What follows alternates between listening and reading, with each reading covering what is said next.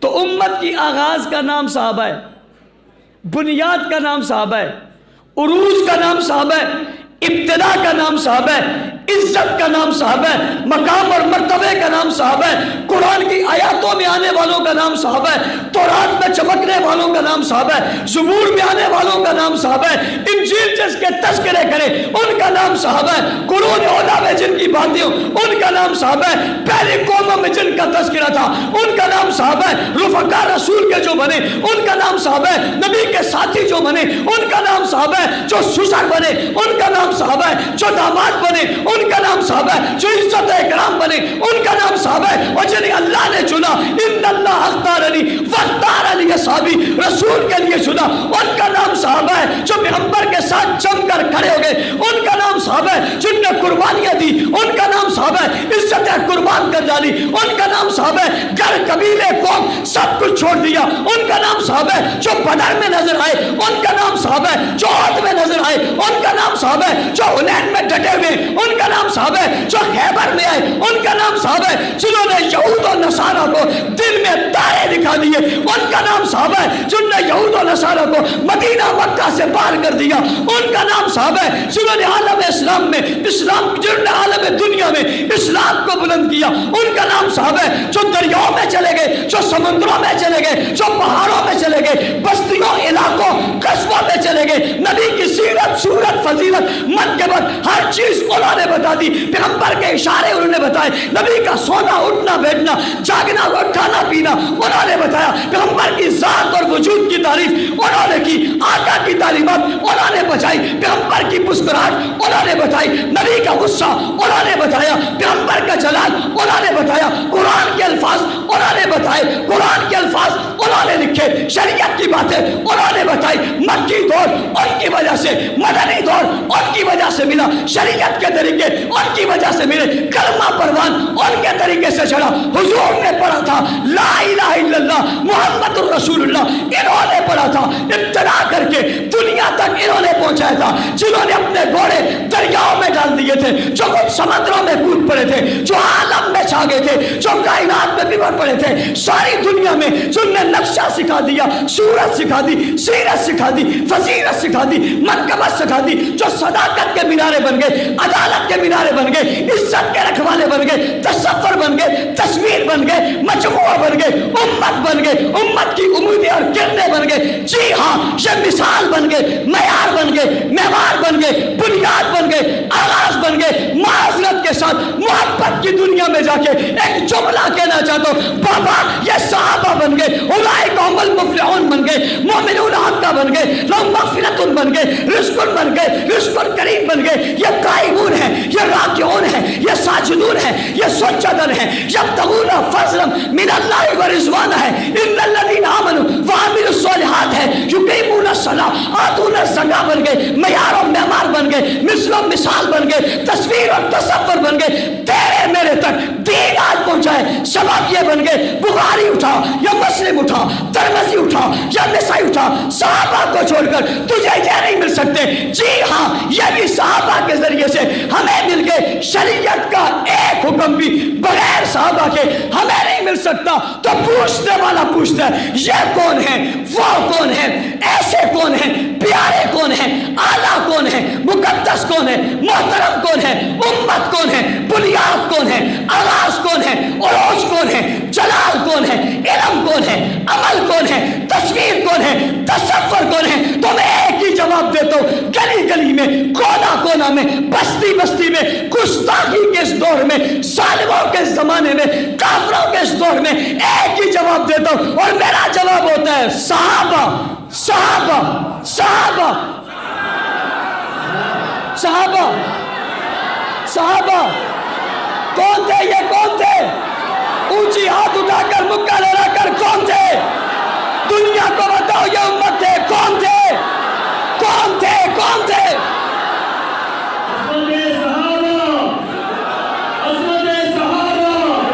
جزاک اللہ۔ اب کوئی شخص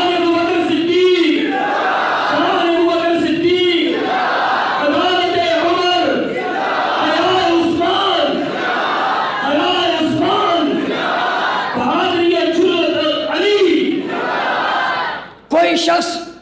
انہیں چھوڑ کر امت بتانا چاہے نہیں ملتی، قرآن بتانا چاہے نہیں ملتا۔ اسی لیے کسی نے کہا ہمارا 70 گز لمبا ہے، میں نے کہا بتایا بھی اتنا ہے جو یہاں تو کھل ہی نہیں سکتا۔ ہمارا قرآن ہر گھر میں ہے، مبارک ہو تمہیں ہر دل میں ہے، اور قرآن اسی دل میں آتا ہے جس دل میں پہلے صحابہ آتے ہیں، اس دل میں آتا ہے جس دل میں پہلے صحابہ آتے ہیں۔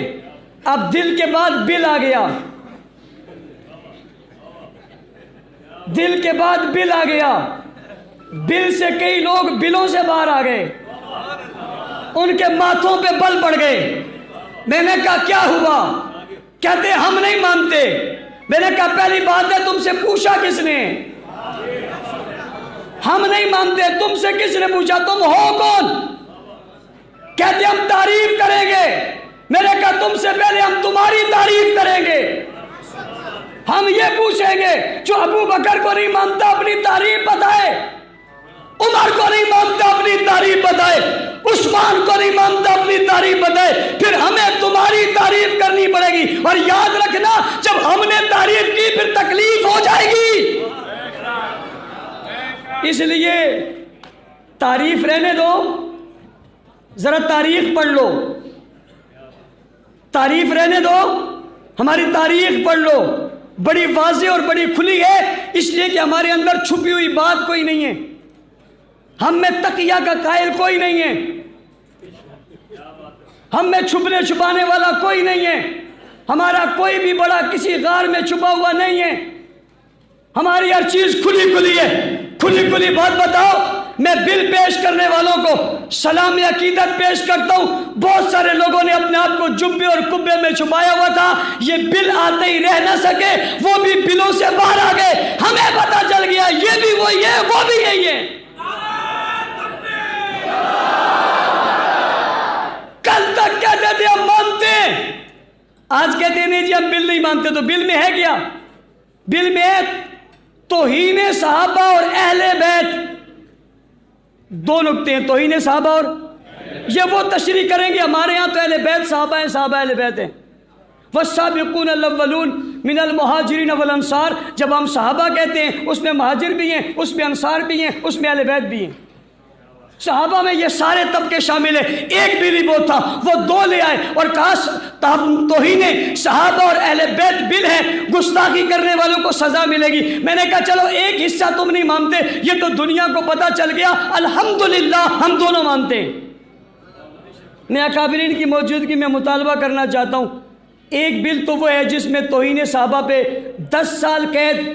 اور عمر قید، 10 سال سزا اور عمر قید کی سزا ہے، یہ بہت اچھی ہے، لیکن ہمارا مطالبہ ہے سزائے موت ہونی چاہیے۔ جس کا مطالبہ ہاتھ کھڑے کریں۔ توہین پر کیا ہونی چاہیے؟ اونچی کیا ہونی چاہیے؟ کیا ہونی چاہیے؟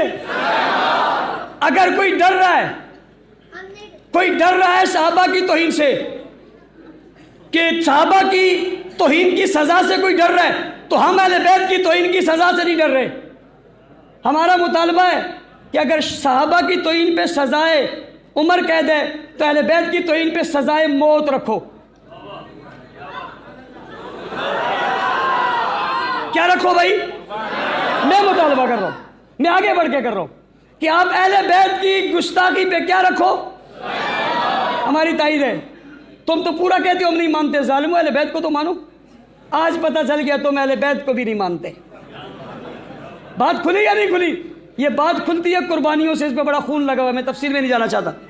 آج پتہ چل گیا تم اہل بیت کو نہیں مانتے، اور تم جانتے ہو باقیوں کو پتہ نہیں ہے، تمہارا ہمارا مسئلہ ہے، تم جانتے ہو کہ تم سے بڑا اہل بیت کا گستاخ بھی دنیا میں پیدا ہی نہیں ہوا۔ اس لیے کہ جب اہل بیت کی بات کریں گے، گستاخ کی سزا سزائے موت ہوگی، پھر ہم ازواج مطہرات کو لے کر آئیں گے اور ہم کہیں گے اہل بیت کا پہلا حصہ تو کرنا فی بیوتکن ولا تبرجنا تبرج الجاہلیۃ الاولی واقمنا الصلاۃ واتینا الزکاۃ واطعنا اللہ ورسولہ انما یرید اللہ لیذھب عنکم الرجس اہل البیت۔ پھر میں نے لے کر آئیں گے نا وہ کرنا فی بیوتکن، کس کے لیے؟ گھر والیاں کون ہیں؟ پھر پتہ چل ہم پیغمبر کی بیٹیاں لے کر آئیں گے،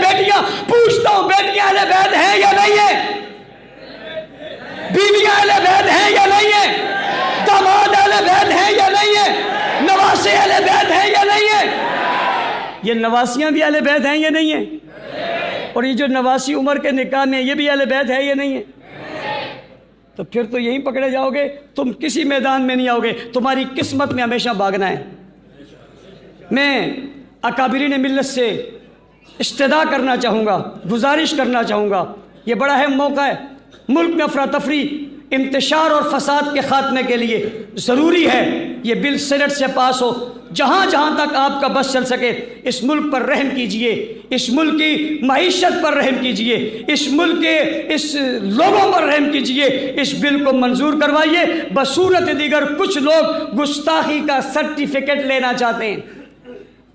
کچھ لوگ گستاخی کا سرٹیفکیٹ لینا چاہتے ہیں۔ عجیب بات ہے، 3 سال کی سزا قبول ہے اور 10 سال اور عمر قید کی قبول نہیں ہے، دوہرا معیار کیوں کرتے ہو؟ مجھے 1 دن کی بھی قبول ہے، ساری عمر کی بھی قبول ہے، سزائے موت بھی قبول ہے، اور میں مطالبہ کرنا چاہتا ہوں سزائے موت تختہ دار پر لٹکا کر مت دیجیے، چوک اور چوراہے میں پھندا لگائیے، جو گستاخ ہے انہیں لٹکا دیجیے، پہاڑ سے گرا دیجیے، چمڑا اتار دیجیے، گاڑی کے پیچھے باندھ کر شہروں میں گھسیٹا جائے ان کو جو گستاخ اہل بیت کے یا رسول اللہ کے۔